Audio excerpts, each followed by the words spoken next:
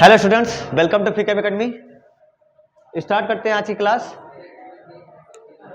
Critical angle और total internal reflection, क्रांतिक कोण और पूर्ण आंतरिक परावर्तन, दो टॉपिक हमारे थे, है ना। बहुत शॉर्ट में तूने पढ़ा था। क्रिटिकल एंगल किसे कहते हैं भाई? क्रांतिक कोण किसे कहा जाता है? कब मिलता है क्रांतिक कोण कब मिलता है हमको? जब आई कौन से एंगल, कौन से मीडियम का होता है? रेयरर या डेंसर? ये मेरे पास सघन माध्यम है, सघन माध्यम है, और ऊपर वाला विरल माध्यम है ना। और रेज को भेजो डेंसर से रेयरर। सबको पता है क्या होगा? Bends away from the normal, moves towards the normal नहीं होता, बेंड्स टुवर्ड्स द नॉर्मल नहीं, नॉर्मल से अभिलंब से दूर हट जाती है। तो अगर कोई रे ऐसे जा रही है और आपका मन ये होगा कि वो ऐसे जाए, तो हाँ ठीक है, जाएगी भी, क्योंकि जाना ऐसे चाहती थी। देखो, अगर मीडियम ना होता तो ऐसे ही तो जाती, लेकिन ये थोड़ा बहुत अपने वास्तविक रास्ते से थोड़ा बहुत विचलित हो जाती है, अपने जगह से हट जाती है। और ये हट जाना, ये हो गया आई। तुम्हारे मन में बात आई कि हम सर आई थोड़ा सा और इंक्रीज करें। अगर आई और इंक्रीज करोगे तो आर को इंक्रीज होना पड़ेगा, ये तुमने कल सीखा था। और वहां पर स्नेल लॉ इनवैलिड तब हो गया था जब आप बहुत ज्यादा इंक्रीज कर दिए थे। लेकिन वो मैक्सिमम आर कहां तक हो सकता है? मैक्सिमम आर हो सकता है 90 डिग्री। आप इतना आई सेट करो डेंसर का कि रेयरर में आपको ये रे ऐसे ना जाए, ऐसे भी ना जाए, क्या ऐसे चली जाए, है ना। जब आर बराबर 90 डिग्री, कौन से माध्यम का?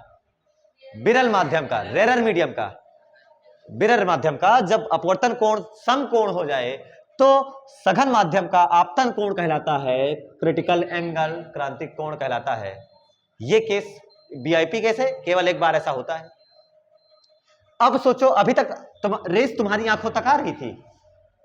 अभी तक अगर तुम ऊपर से ऑब्जर्व कर रहे होगे तो रेस तुम्हारी आंखों तक आ रही थी, है ना।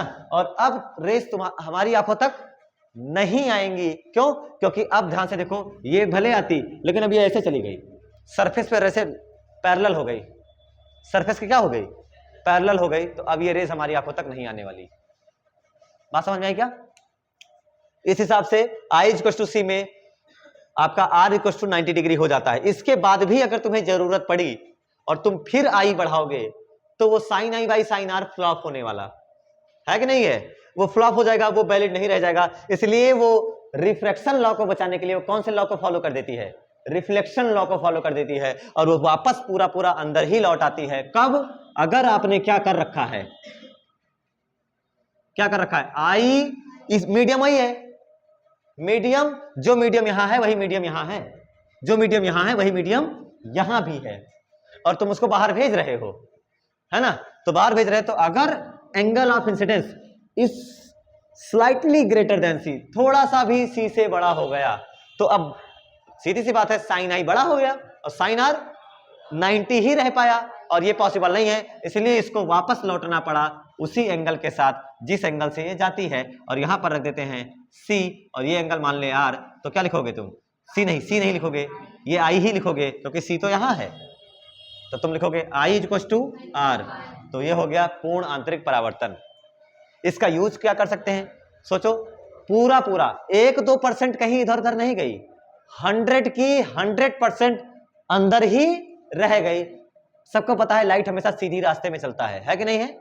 और अगर मान लो ऐसा कोई डिवाइस बनाया जाए जिसमें इस तरीके का कोई डिवाइस बनाया जाए, सोचो अब यहां कोई मीडियम लगाया जाए, यहां कोई मीडियम लगा दिया जाए, जिसके लिए ये होगा नॉर्मल और ये होगा एंगल ऑफ इंसिडेंस, और अगर इसके लिए भी यहां पर जो भी जाना ऐसे चाहती थी, अब अगर ये आई कुछ इस हिसाब से गिरे कि सी से ज्यादा हो, सी से, तो बाहर जाएगी, अंदर ही रह जाएगी, अंदर ही रह जाएगी। अगर आई ग्रेटर देन सी फिर से हो गया तो क्या ये वापस ऐसे लौट जाएगी?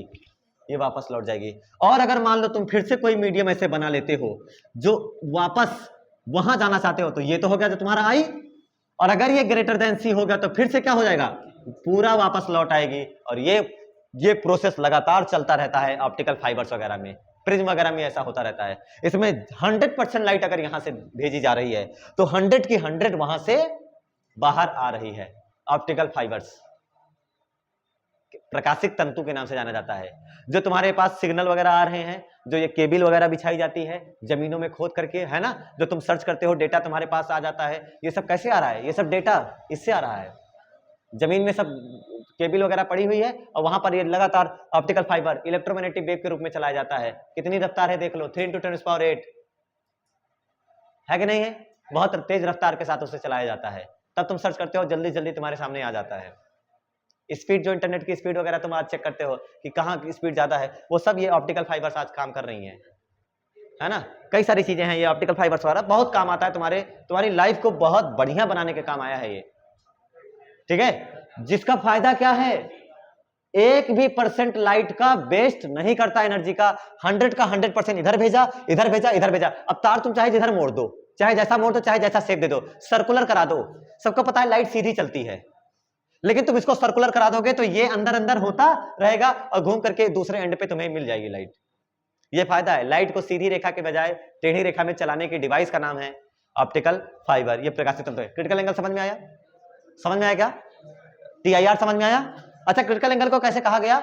ऐसा एंगल, डेंसर मीडियम का वो एंगल जिस पर, डेंसर मीडियम का वो एंगल, सघन माध्यम का वह आपतन कोण जिसके लिए विरल माध्यम या अपवर्तन कोण कितना हो, 90 डिग्री हो। डेंसर मीडियम का वो इंसिडेंस एंगल जिसके लिए ये 90 डिग्री हो। इसको ऐसा भी घुमाया जा सकता है कि अगर मान लो ग्रेजिंग इंसिडेंस के रूप में मान ले, अगर मान ले कि हम लाइट को कुछ ऐसे लेकर के आए, ऐसे, जो कि यहां पहुंचने के बाद अंदर चली जाए, यहां पहुंचने के बाद क्या हो जाए, अंदर। अरे खुद देखो, ये वही वाला है जैसे फोकस पड़ता था, तो फोकस से आने वाली, सॉरी पैर, हाँ वैसे मान ले, फोकस से आने वाली क्या हो जाती है, वैसा ही कॉन्सेप्ट है। पैरेलल आने वाली कहां चली गई, फोकस से। अगर ऐसा होता है कि रेरर मीडियम का एंगल ऑफ इंसिडेंस 90 डिग्री है, रेरर मीडियम का एंगल ऑफ इंसिडेंस कितना डिग्री है, 90 डिग्री है, 90 डिग्री पर गिराया जाए तो R = हो जाएगा C, ऐसा भी कह सकते हो। बट तुम्हारे ज्यादा ये काम नहीं आता है, तुम्हारे काम केवल और केवल, तुम्हारे सारे सवालों में केवल एक काम आएगा, वो है ये, और दूसरा ये हमेशा तुम्हारे काम आएगा। ज्यादातर सवालों में कहेगा कि प्रिज्म होगा, प्रिज्म पर रे इस पर कितनी डिग्री पर गिराएं कि रे बाहर ना जाए, अंदर ही लौट आए।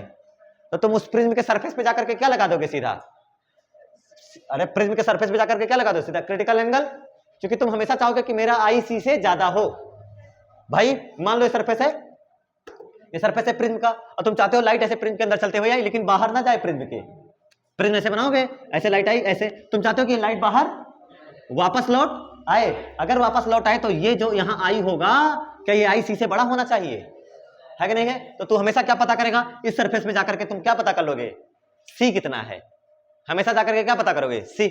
अब हम C डिफाइन कैसे करेंगे, सवाल आया क्या चीज कि C डिफाइन कैसे करेंगे। तो C डिफाइन करने के लिए आपके लिए एक फार्मूला है, फिलहाल तुम कभी भी लगा सकते हो फार्मूला, मैं तो इसको फार्मूला नहीं कहूंगा, कॉन्सेप्ट है बेटा ये, है ना। यहां से देखो, मान लो ये मीडियम है ग्लास का, ये डेंसर है ना, सघन है ना, सघन है तो Ng, ये हवा में, रेरर में जा रही है तो हवा का क्या लिख दिया मैंने, Na, ये एयर और ये ग्लास, ठीक है। अब लगाओ स्नेल्स लॉ, लगाओ स्नेल्स लॉ, इसमें क्या लिखोगे तुम लोग, बताओ सब लोग क्या लिखोगे, Na sin R, Na sin is equal to Ng sin I। अगर R is equal to 90 degree तो I is equal to Na sin R is equal to Ng sin I। अगर R 90 डिग्री रखोगे तो I क्या हो जाएगा, C हो जाएगा, Ng sin 90, R की वैल्यू क्या लिखा है 90, तो Ng sin I की जगह पर आप लोग क्या लिख दोगे, C रख दोगे, तो ये हो गया आपका sin C। What is C, critical angle, क्रांतिक कोण, ठीक। sin 90 की वैल्यू बेटा, sin 90 की वैल्यू बताओ, 1 होती है ना, तो लिखा जाएगा Na is equal to Ng sin C।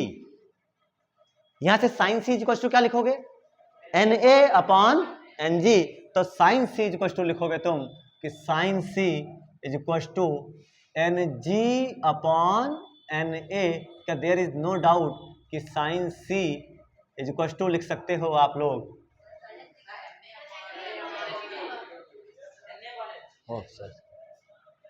N a upon n g. तो sine c is equal to क्या लिखा जाएगा, ए एन जी या 1 अपान ए एन जी, देख के बताना, ए एन जी वो या 1 अपान ए एन जी। पहले बताओ ये ए एन जी है या जी एन ए है, ए एन जी या जी एन ए, जो नीचे है वो आगे लिखते हो तुम, तो ये असल में है जी एन ए, यानी यहां फार्मूला लिखा जाएगा 1 अपॉन ए एन जी। कभी भी ये फार्मूला यूज कर सकते हो in case of critical angle, क्रांतिक कोण के केस में कभी भी यूज कर सकते हो। Sine c equal to 1 upon a n g, तुमने हो सकता है 10th में पढ़ा होगा इस फार्मूले को, जानते हो किस ऐसे पढ़ा होगा तुमने, ध्यान से देख, a n g equal to 1 upon sine c, 10th में हो सकता है ऐसे पढ़ा होगा। यही फार्मूला याद कर लो, यही वही है जो ऊपर लिखा है, बस तुम्हें बेवकूफ बना रहा हूं, बस जो ऊपर लिखा है भाई, तो बेटा एन जी उधर कर दिया, साइन सी उधर कर दिया, हेर फेर है और क्या। ये था किसके लिए, क्रिटिकल एंगल के लिए, है ना, पूरा क्रिटिकल एंगल की थ्योरी है, क्रिटिकल एंगल रिफ्रैक्टिव इंडेक्स के साथ कैसा क्या होता है। क्लियर है सबको, कोई दिक्कत तो नहीं है ना, बताना जरा, क्रिटिकल एंगल एकदम क्लियर होना चाहिए भाई, इसमें कोई किसी को दिक्कत नहीं होनी चाहिए। अब उसके बाद ये सब कलर के लिए क्या होता है, वेवलेंथ के लिए क्या होता है, वो सब तुम्हें अभी नहीं पढ़ना, और तुम पढ़ो ही मत, सीधे न्यूमेरिकल में बताएंगे आपको कि वो क्या कलर के लिए क्या होता है, वेवलेंथ के लिए क्या होता है। क्रिटिकल एंगल सबके लिए अलग अलग आएगा, वायलेट के लिए अलग होगा सी, और रेड के लिए अलग होगा सी, सब पढ़ाया जाएगा आगे, ठीक है। मिटा दो सब, है ना, वो लाइन क्रिटिकल एंगल और ये लाइन, बस दैट्स ऑल। तो यहां पर आपका ये टॉपिक कंप्लीट होता है किस चीज का, रिफ्रैक्शन बाई प्लेन सरफेस। देखो ये कैसा सरफेस है बेटा, कैसा सरफेस है, प्लेन सरफेस ही तो है, और ये भी कैसा सरफेस है, प्लेन सरफेस। तो अब प्लेन सरफेस में क्या क्या चीजें पढ़ा तुमने, सबसे पहला प्लेन सरफेस में सबसे अपरेंट डेप्थ, आभासी गहराई, दूसरी बात क्या पढ़ा आपने, क्रिटिकल एंगल, तीसरी चीज क्या पढ़ा, टोटल इंटरनल रिफ्लेक्शन, पूर्ण आंतरिक परावर्तन। ये तीन चीजें हमारी समाई हुई हैं किसमें, रिफ्लेक्शन बाई किसमें, प्लेन सरफेस, पैरेलल सरफेस। अब इसके लिए एक एग्जांपल आपके सामने आ जाता है, जानते हो सबसे बढ़िया, ग्लास स्लैब। क्या चीज, ग्लास स्लैब। ग्लास स्लैब का जानते हो, कांच का गुटका, कांच का गुटका। Glass slab rectangular glass slab ऐसे होती है, जिसके ये सरफेस और ये सरफेस कैसे होते हैं, पैरेलल, समांतर होते हैं। अरे आयताकार में अब आमने सामने की लेंथ इक्वल होती है ना, ये भी इक्वल होती है, इसलिए पैरेलल होता है। और पैरेलल ग्लास स्लैब के रिफ्लेक्शन में क्या खास बात है, reflection by parallel glass slab, जैसे पैरेलल तुमने लोगों ने पढ़ाई है ना, प्लेन सरफेस, वो उसी में आता है। बट ये रिफ्लेक्शन एक सरफेस से नहीं है, कितने सरफेस से है, दो सरफेस से है। अब ध्यान से देखना, जो जो बता रहा हूं वो याद कर लेना दिमाग में। ये आया है ना, ये क्या है, ग्लास, ये क्या है, एयर, ये क्या है, हो गया एयर। अब यहाँ पे ध्यान से देखो, नॉर्मल आया, ये एंगल आया आई। अब क्या होगा, कहां से कहां जा रही है, रेयरर से डेंसर, तो ये क्या होगा, बेंड्स टुवर्ड्स नॉर्मल। जाना ऐसे चाहिए था, लेकिन ये थोड़ा सा अभिलंब की ओर झुक जाती है, क्योंकि साफ साफ दिख रहा है हवा से कांच में जा रही है, तो अपने आप बेंड्स टुवर्ड्स नॉर्मल हो जाएगा, और ये एंगल हो जाएगा तुम्हारा, थोड़ी देर के लिए मैंने लिख दिया आर। अब इसके बाद ध्यान से देखो, ये दूसरा सरफेस हुआ और दूसरे सरफेस पे इंसिडेंट हुई। अब कहां से कहां जा रही है, अब जा रही है डेंसर से रेयर, मतलब ग्लास से एयर में, कांच से हवा में। अब वो सीधी नहीं जाएगी, मतलब जैसे जा रही वैसे तो जाएगी नहीं, अब बेंच टुवर्ड्स नॉर्मल थोड़ी होगा, अब तो अवे फ्रॉम नॉर्मल, अब दूर हो जाएगी, इस हिसाब से चली जाएगी। और ये पाया गया, ध्यान से देखो, इसमें और इसमें कोई डिफरेंस नहीं है। हाँ, भले ये आगे है, ये थोड़ा सा पीछे हो गई या आगे चली गई, ऐसा हो जाएगा। ये ऐसे आ रही थी, ये थोड़ा सा यहां से, ध्यान से देखो, ये ऐसे जा रही थी, लेकिन ये अपनी जगह से थोड़ा सा पीछे हो गई, लेकिन कोई डेविएशन, अपने जगह से हटी है, डेविएशन नहीं हुआ है। जिस एंगल से आएगी उसी एंगल से बाहर निकल जाती है, इसमें कोई दिक्कत नहीं होनी चाहिए। और खुद देखो ध्यान से, ये नॉर्मल, ये नॉर्मल, ये क्या है, नॉर्मल n1, ये नॉर्मल n2, ये दोनों पृष्ठ लंबवत समांतर है ना, पैरेलल है दोनों सरफेस। अगर ये दोनों सरफेस पैरेलल है और ये नॉर्मल है, तो ये भी पैरेलल होंगे, और ये पैरेलल होंगे, तो ध्यान से देखो, यहां पर n बन रहा है, n ऐसे ऐसे ऐसे, नजर आया, तो ये एंगल और ये एंगल अल्टरनेट इंटरनल एंगल्स बराबर होंगे नहीं, वो एकांतरता कोण। तो अगर ये r होगा तो ये भी कितना होगा, r होगा। और इसमें डेविएशन कितना आया, विचलन कितना आया, 0, इसमें कोई डेविएशन नहीं आया, क्योंकि आने वाली किरण और बाहर निकलने वाली किरण दोनों समांतर हैं। इस रे का नाम क्या होता है भाई?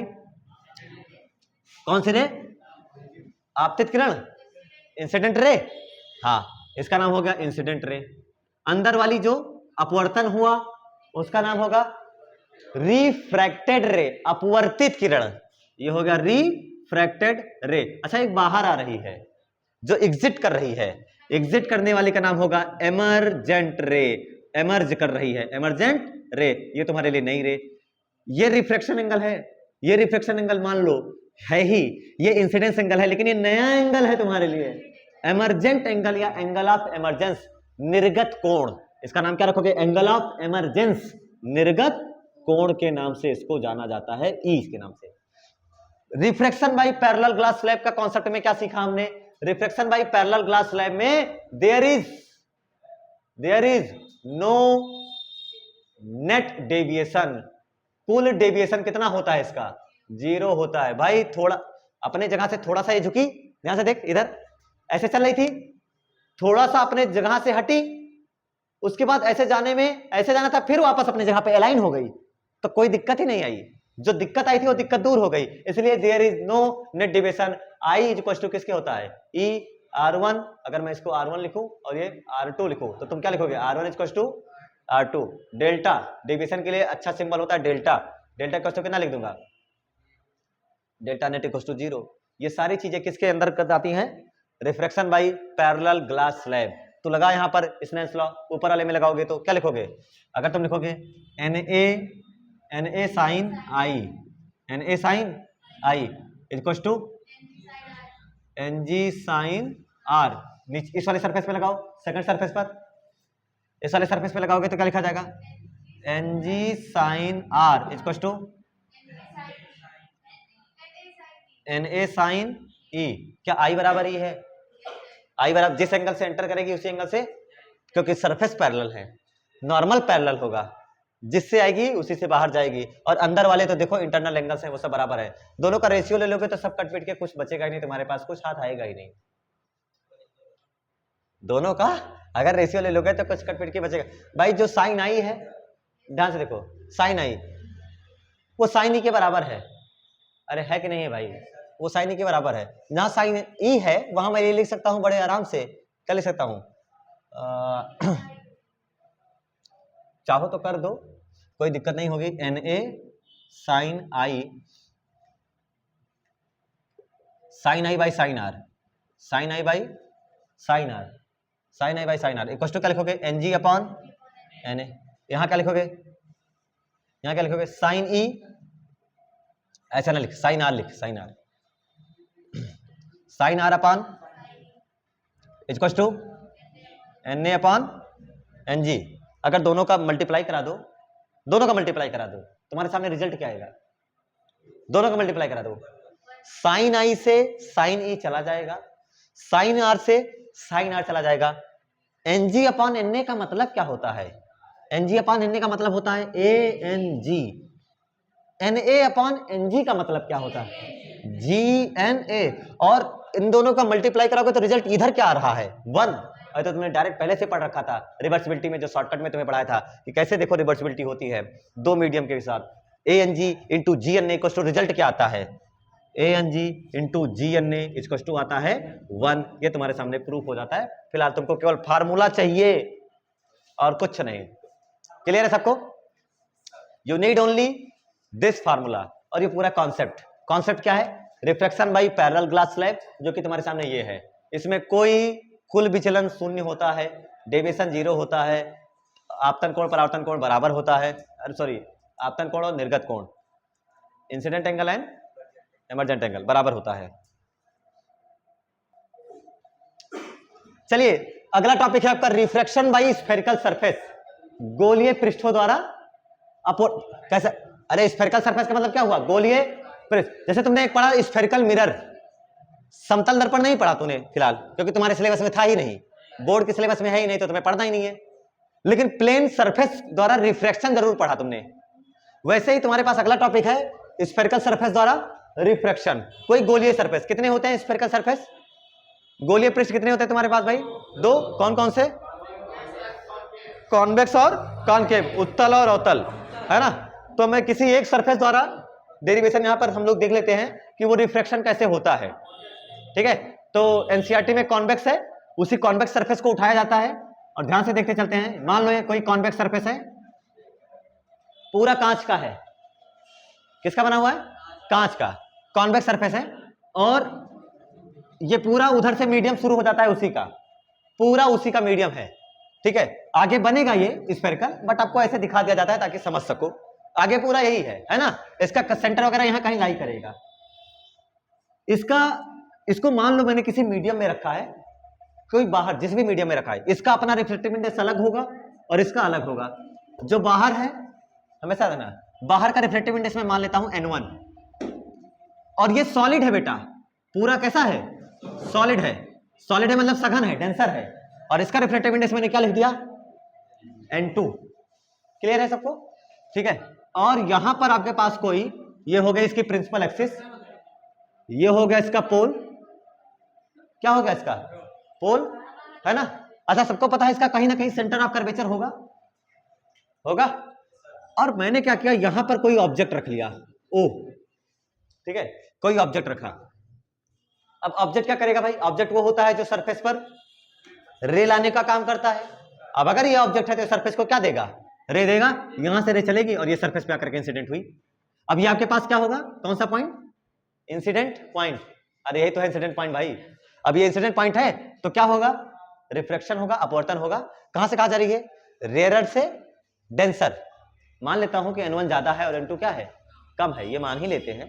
तो रेयरर से डेंसर, तो बेंड्स टुवर्ड्स नॉर्मल या अवे फ्रॉम नॉर्मल, अभिलंब की ओर झुकेगी या दूर हटेगी, नॉर्मल की ओर बेंड हो जाएगी, है ना, नॉर्मल की ओर बेंड हो जाएगी। बट नॉर्मल है कहां, तो नॉर्मल कहां से आएगा, नॉर्मल, नॉर्मल हमेशा कहां से ड्रॉ होता है, सेंटर ऑफ कर्वेचर से। यहां तो सेंटर है नहीं, तो सेंटर यहां रखा जाए। मान ले इसका सेंटर यहां अगर होगा, अगर इसका सेंटर यहां होगा तो नॉर्मल क्या ऐसे पड़ेगा, नॉर्मल हमेशा कहां से पास करता है, centre of curvature.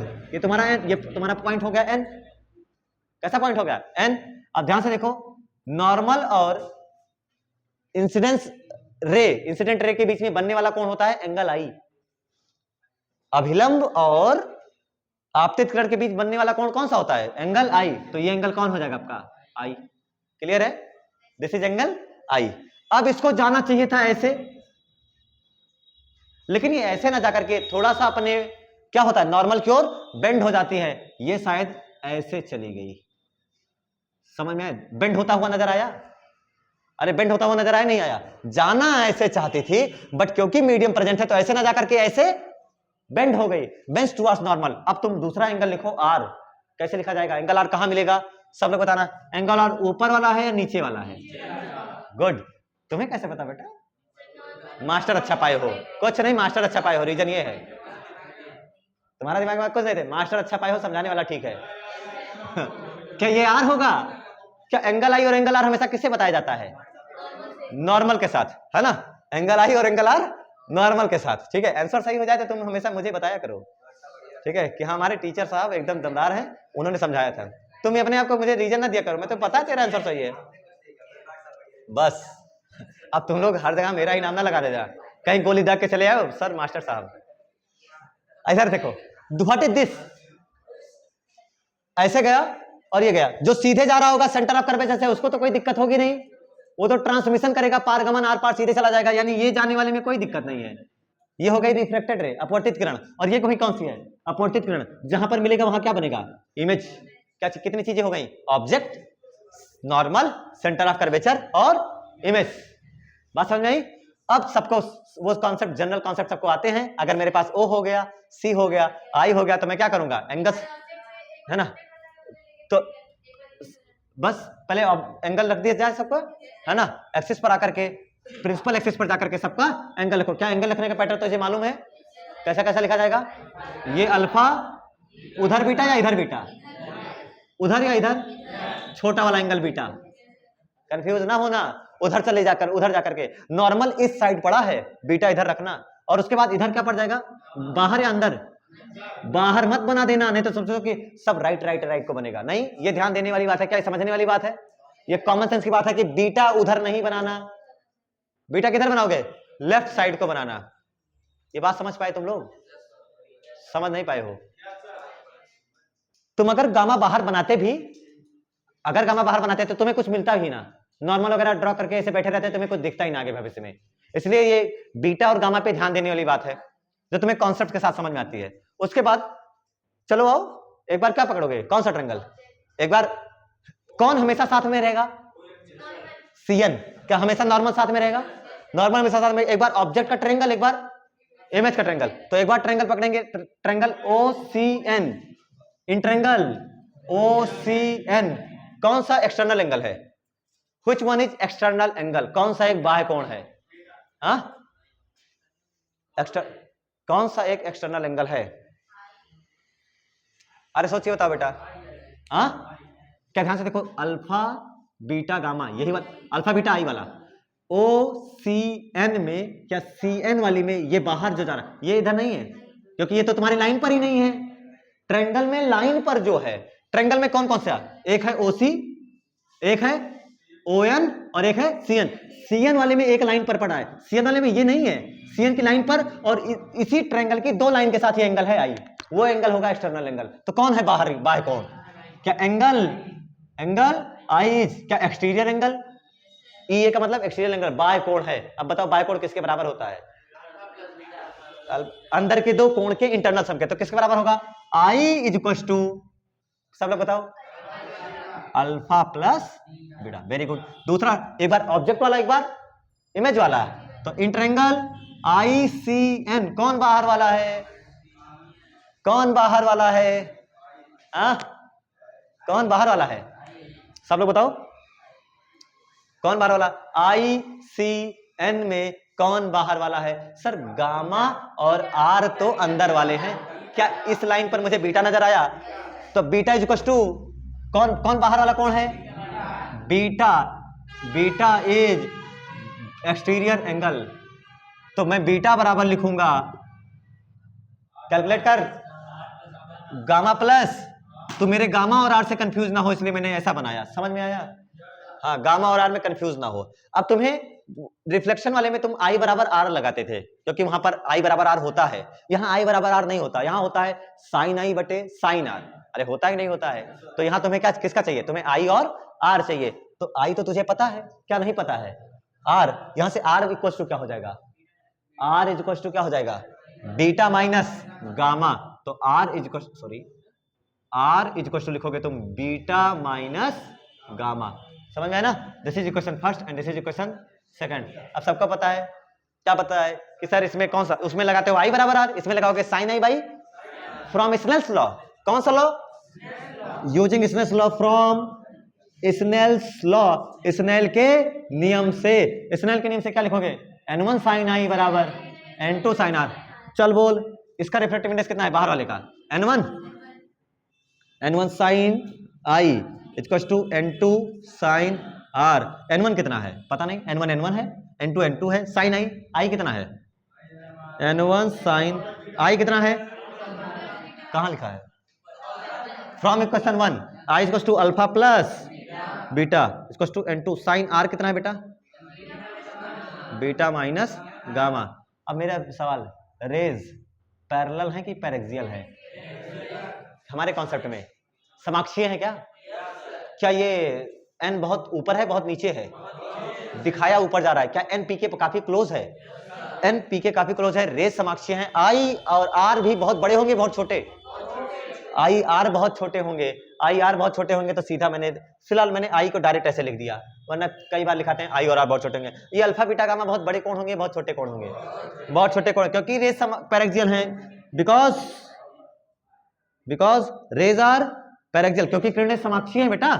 Raise are paraxial, rays are paraxial का मतलब हो गया कि I और R बहुत छोटा, I R बहुत छोटा, तो क्या अल्फा बीटा गामा भी बहुत छोटा?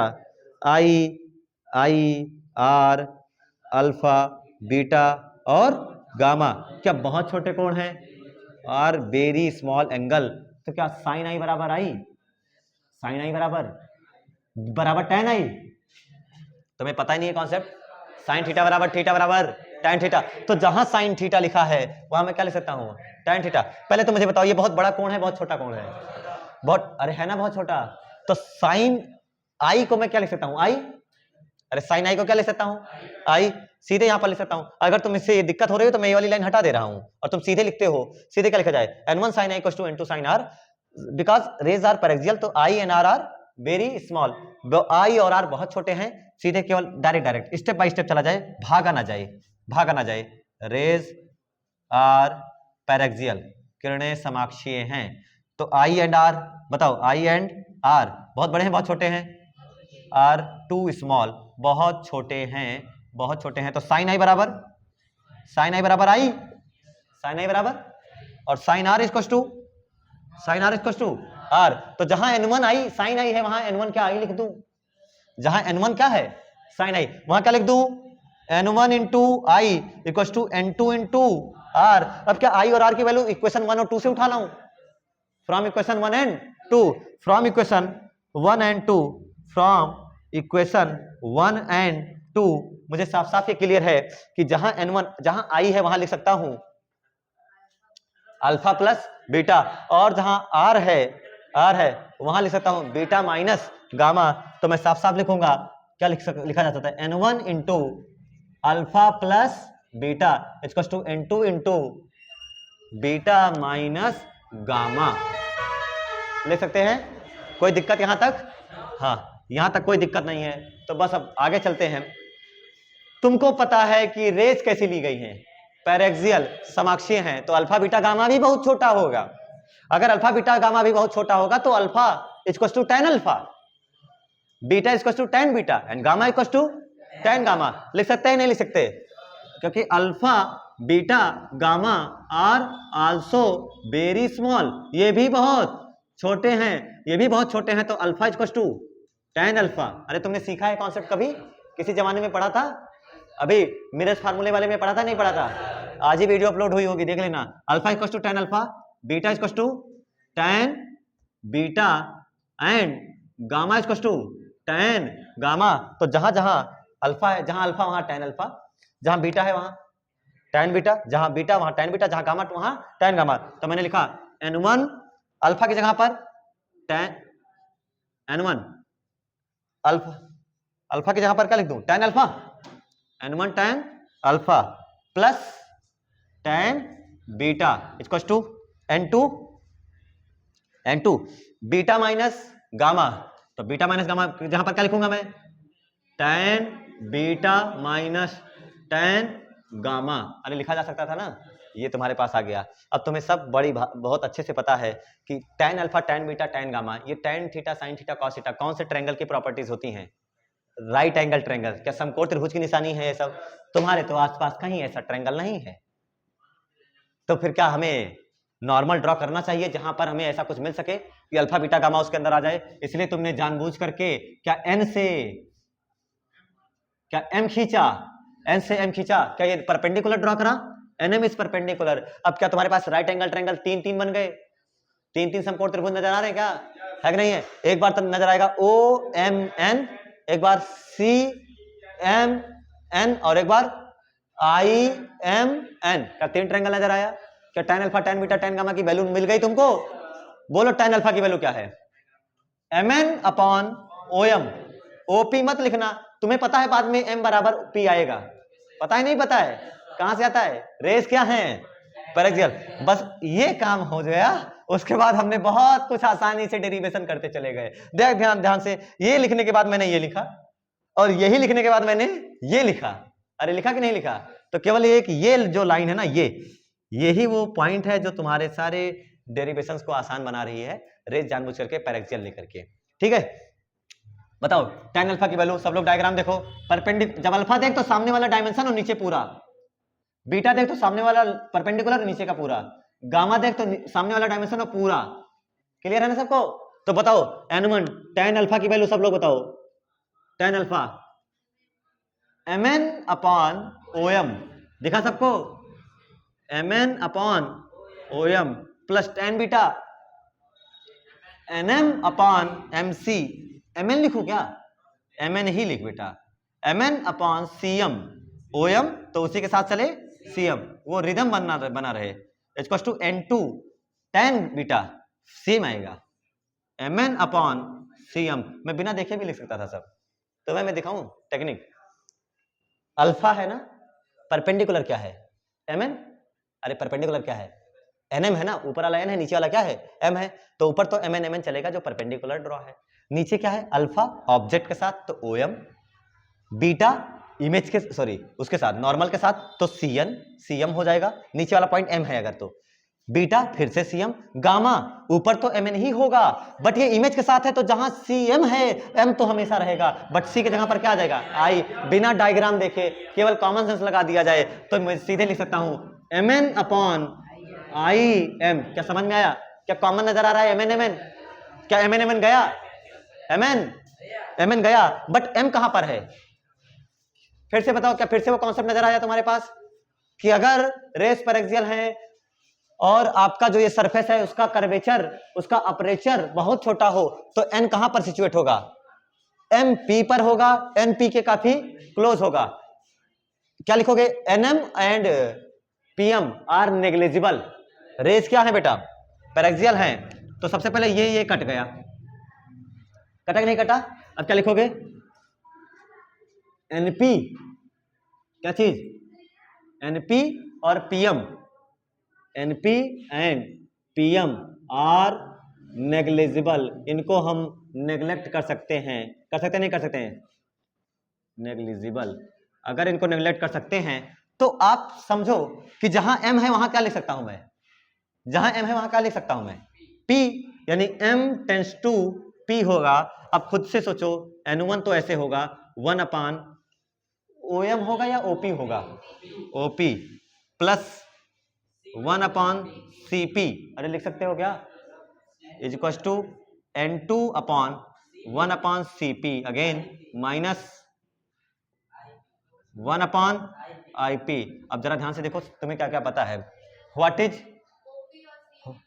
इज OP, नहीं ये छोड़, what is OP, what is OP U, what is CP, CP C centre, क्या सेंटर रेडियस ऑफ कर्वेचर देगा, तो क्या CP से मिला R, CP से क्या मिला R। What is IP, IP क्या है बेटा, क्या IP डिस्टेंस ऑफ इमेज है, तो मैं इस फार्मूले को लिखूंगा, ध्यान से देखो N1 upon U plus N1 upon R। तुम समझाओ करो इसको, समझ में आ रहा है, is equal to N2 upon R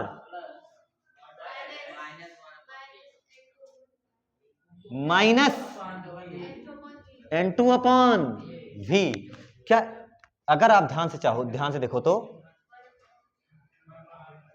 N2 upon V दिख रहा है क्या, N2 अपॉन V निगेटिव में आया क्या, एवरीथिंग इज ओके। इस वाले पार्टिकुलर केस में U निगेटिव है, U निगेटिव रख देंगे हमेशा सही हो जाएगा, है ना। व्हाट हैपेंड, तुम उसकी चिंता क्यों कर रहे हो, अभी आगे सॉल्व करेंगे ना। N2 बाई V, इस N2 बाई V को इधर ले आओ तो क्या हो जाएगा N2 by V plus N1 upon U, होगा कि नहीं होगा, ये क्लियर है इसमें, है ना, आ रहा है ना यहां तक, ठीक है। आगे देखो यहां से कॉमन हो गया, अरे यहां कुछ मत कॉमन कर, N2 बाई V इधर लेकर आओ तो क्या लिखोगे N2 बाई V दिख रहा है, और क्या हो जाएगा यहां से प्लस N1 बाई U, ठीक है, N2 by V plus N1 by U बराबर क्या हो जाएगा इधर N2 minus N1, N2 minus N1, और एलसीएम क्या हो जाएगा इसका R। अरे होगा ना, ये तो होगा ही भाई, ये तो हमेशा होगा। अब यहां ध्यान से देखो इस वाले पार्टिकुलर केस में फिलहाल तो U निगेटिव, U तो कहीं ऐसा तो कुछ नहीं है जिस कहीं कुछ, ध्यान से देखो वो सवाल लगाते समय हम लोग U निगेटिव रखेंगे, ठीक है, ठीक है, U रखा जाएगा, इसमें सारी चीजें रखा जाएगा साइन के साथ, उसकी चिंता मत करो। बट इस वाले केस में जो U है आपका, ध्यान से देखो इधर साइड में है, U किधर है, इधर साइड में है ना, और इस बार यहां पर जो प्लस आया हुआ है इसको लिख लो माइनस, जनरलाइज करके, जैसे याद करो आपको पढ़ाया था मैग्निफिकेशन M=V अपॉन U आया था, जानबूझ करके उसको बैलेंस करने के लिए मैंने जानबूझ के माइनस लगाया था नहीं लगाया था। इस वाले पार्टिकुलर सवाल में भी ऐसा ही कर दो, क्या लिखोगे N2/V जनरलाइज करके लिख भी देता हूं, जनरलाइज करके सामान्यकरण करके N2/V minus N1/U equal to N2 minus N1 upon R। तुम्हारे फिजिक्स का, रे ऑप्टिक्स का, स्फेरिकल सरफेस से रिफ्रैक्शन का सबसे इंपॉर्टेंट फार्मूला, वेयर UVF रखे जाएंगे, UVR रखे जाएंगे साइन के साथ। हमेशा याद रखना UVF कैसे रखे जाएंगे, साइन के साथ, जिधर जाए काम करे जिधर पॉजिटिव लेना। और N1 उस मीडियम का रिफ्रैक्टिव इंडेक्स जहां से रे आ रही हैं, और N2 उस मीडियम का रिफ्रैक्टिव इंडेक्स जहां रे जा रही हैं। और इस हिसाब से आपका ये टॉपिक कंप्लीट होता है, रिफ्लेक्शन बाय स्फेरिकल सरफेस, गोलीय पृष्ठों द्वारा अपवर्तन। डेरिवेशन भी इंपॉर्टेंट है, कॉन्सेप्ट भी इंपॉर्टेंट है, लेकिन उससे भी कहीं ज्यादा ये फार्मूला जो तुम्हारे सामने डिब्बे में रखा गया है, इस तुम्हें कुछ बाकी याद ना रह पाए तो कोई दिक्कत नहीं है, बट तुम्हें न्यूमेरिकल लगाना है, कॉन्सेप्ट पे PhD करनी है, तो तुमको ये 100% याद होना चाहिए, आज के आज याद हो जाना चाहिए। क्लियर है? फार्मूला है N2/V minus N1/U equal to N2 minus N1/R। Clear है सबको? तब आज के लिए इतना ही, नोट्स बनाते रहिए, रिवीजन करते रहिए। धन्यवाद।